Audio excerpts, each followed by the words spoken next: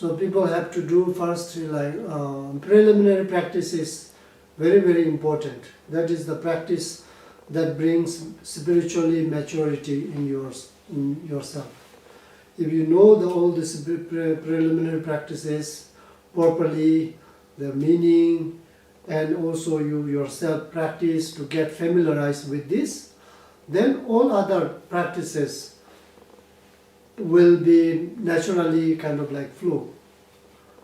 Because any practice that you have been received, there's no practice that is not connected to part of the preliminary practice. We always talk about refuge, bodhicitta, purification practices, many mantras, prayers.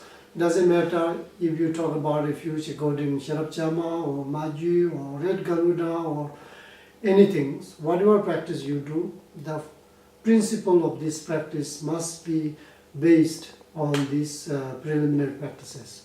So therefore, everyone who has received all these practices, if you feel confused, if you feel lost, then you should just focus on your principal practices, which is known as preliminary practice. It doesn't mean that you do your practice, you start with this practice, once you finish this and you just give up. It's not like this. Has to be like base, like principle of all your practice. Okay? And then what practice you feel more connected, So what practice, the people have different mental orientation, mental constitution. So some people find practice that involves kind of like a lot of visualization, some kind of like divinities, something to do with energy or visualization of the divinities. They find more kind of helpful, kind of directly connected to you. Then you can do in that way. You should do one idam practice. If you are practicing Sharapchama, just focus with Sharapchama. So there is no any deity that is not connected in essential with Sharapchama. If you are familiar and you feel comfortable, more connected with the Red Garuda, for example, I heard in Poland there are a lot of people practicing Red Garuda. So then you just focus on Red Garuda, get familiarized with this practice, and then you will get more effect of this practice. So if you are more oriented for tantric practice, you should do in that way. So by saying this, that you don't need to kind of abandon other practices. You can, for example, if your main practice is Sharapchama, Sharapchama practice you should do every day. But other practices you can do from time to time. Don't let yourself forget and disconnected with the practice. So you can do from time to time, but mainly you can focus on Sharapchama.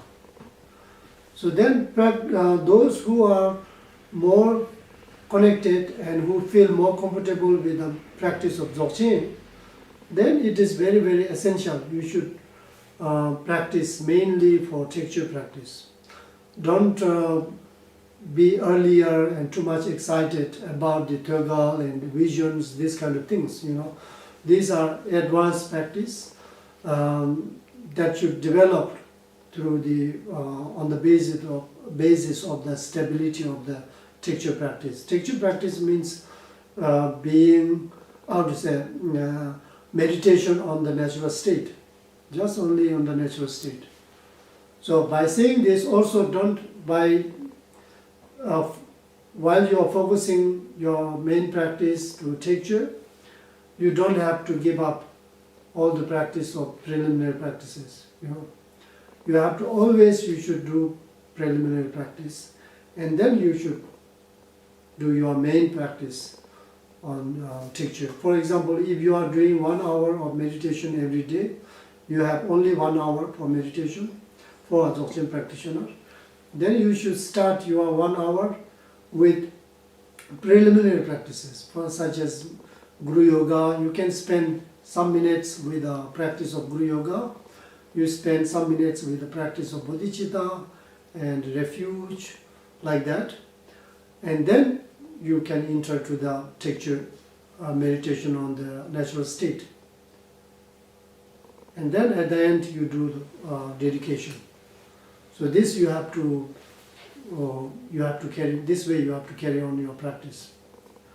And then from whenever you have time, during the part time, during the break time of the work, or you are working, any time, you can then recite some mantras, essential mantra, 3 essential mantras, any mantras that you wish and you feel like you should recite.